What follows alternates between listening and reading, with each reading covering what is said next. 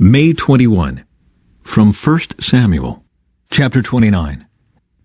The entire Philistine army now mobilized at Aphek, and the Israelites camped at the spring in Jezreel.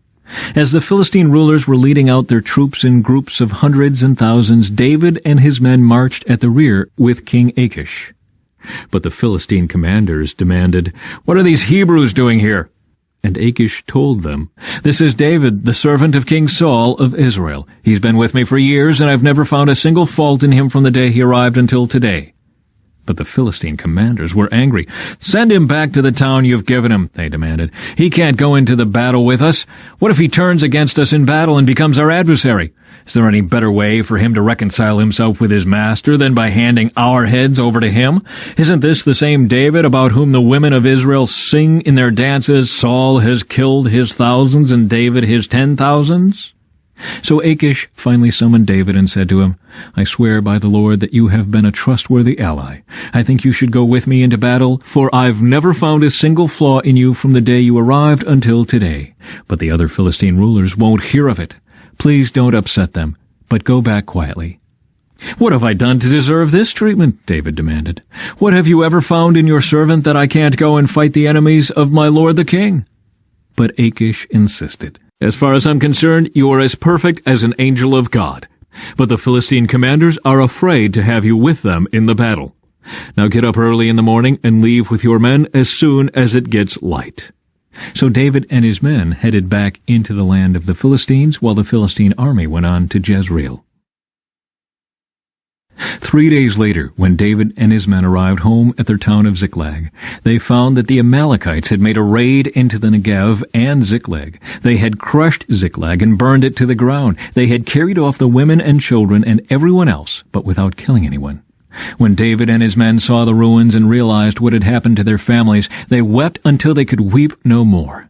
David's 2 wives, Ahinoam from Jezreel and Abigail, the widow of Nabal from Carmel, were among those captured. David was now in great danger because all his men were very bitter about losing their sons and daughters, and they began to talk of stoning him. But David found strength in the Lord his God. Then he said to Abiathar the priest, "Bring me the ephod." So Abiathar brought it.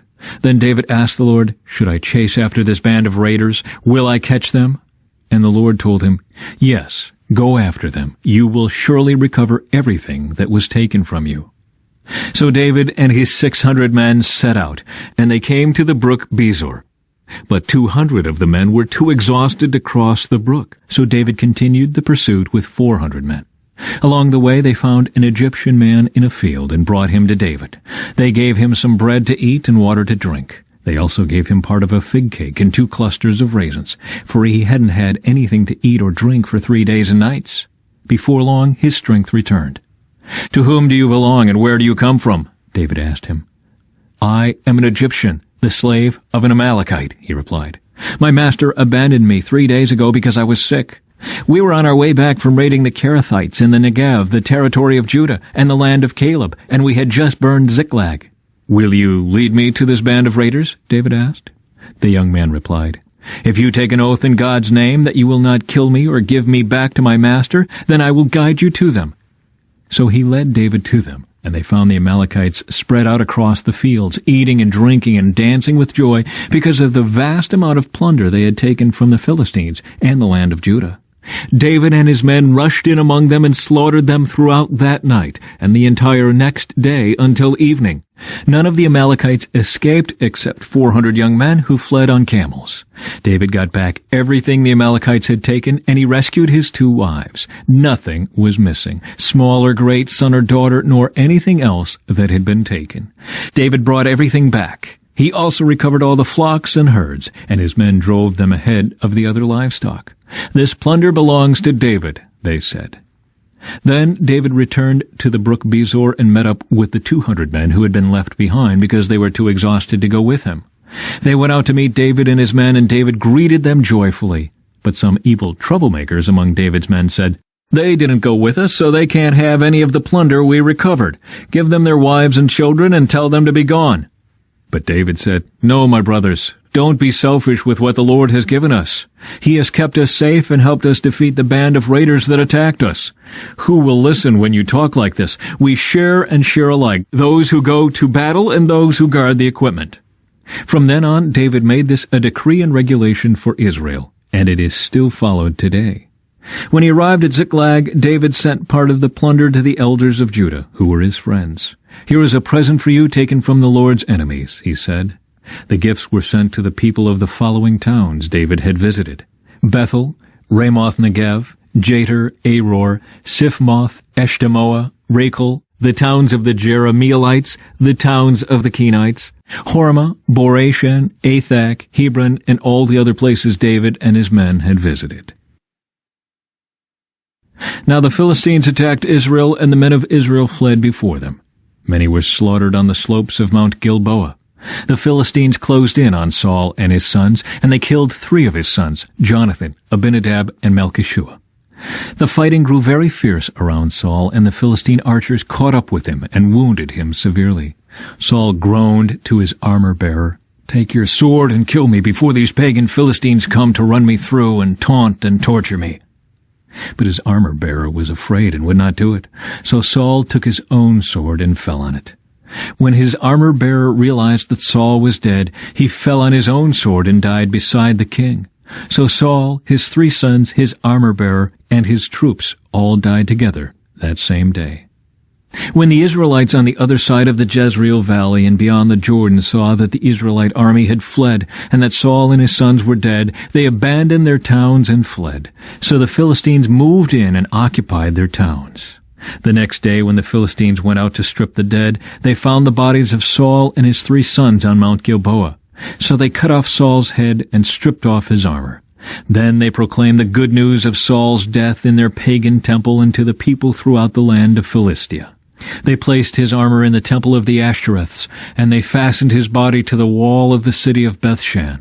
But when the people of Jabesh-Gilead heard what the Philistines had done to Saul, all their mighty warriors traveled through the night to Bethshan and took the bodies of Saul and his sons down from the wall. They brought them to Jabesh, where they burned the bodies. Then they took their bones and buried them beneath the tamarisk tree at Jabesh, and they fasted for 7 days.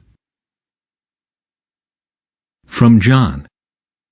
It was now almost time for the Jewish Passover celebration, and many people from all over the country arrived in Jerusalem several days early so they could go through the purification ceremony before Passover began. They kept looking for Jesus, but as they stood around in the temple, they said to each other, "What do you think? He won't come for Passover, will he?" Meanwhile, the leading priests and Pharisees had publicly ordered that anyone seeing Jesus must report it immediately so they could arrest him. 6 days before the Passover celebration began, Jesus arrived in Bethany, the home of Lazarus, the man he had raised from the dead. A dinner was prepared in Jesus' honor. Martha served, and Lazarus was among those who ate with him. Then Mary took a 12-ounce jar of expensive perfume made from essence of nard, and she anointed Jesus' feet with it, wiping his feet with her hair.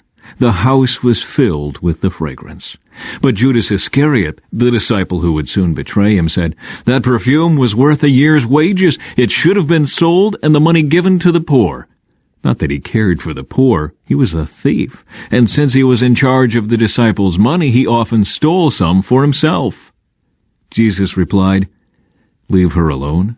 She did this in preparation for my burial. You will always have the poor among you, but you will not always have me." When all the people heard of Jesus' arrival, they flocked to see him, and also to see Lazarus, the man Jesus had raised from the dead.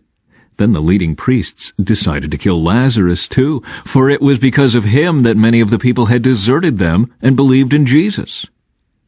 Jesus' triumphant entry.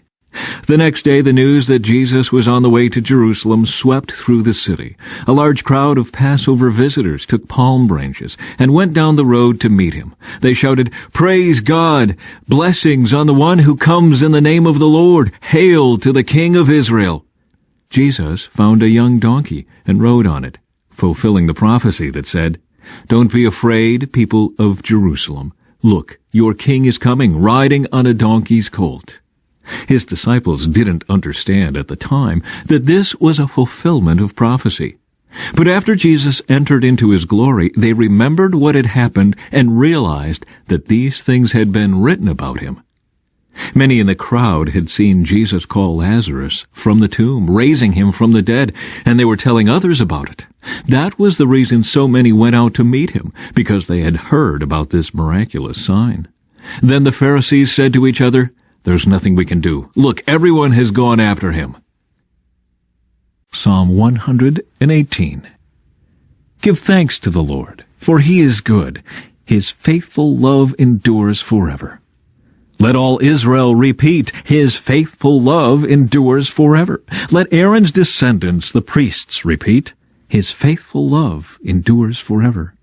Let all who fear the Lord repeat, his faithful love endures forever. In my distress I prayed to the Lord, and the Lord answered me and set me free. The Lord is for me, so I will have no fear. What can mere people do to me? Yes, the Lord is for me. He will help me. I will look in triumph at those who hate me. It is better to take refuge in the Lord than to trust in people. It is better to take refuge in the Lord than to trust in princes. Though hostile nations surrounded me, I destroyed them all with the authority of the Lord. Yes, they surrounded and attacked me, but I destroyed them all with the authority of the Lord. They swarmed around me like bees. They blazed against me like a crackling fire, but I destroyed them all with the authority of the Lord. My enemies did their best to kill me, but the Lord rescued me. The Lord is my strength and my song. He has given me victory.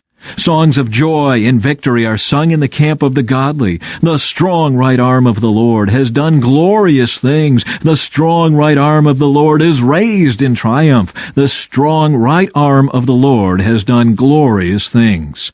I will not die. Instead, I will live to tell what the Lord has done. The Lord has punished me severely, but he did not let me die. From Proverbs.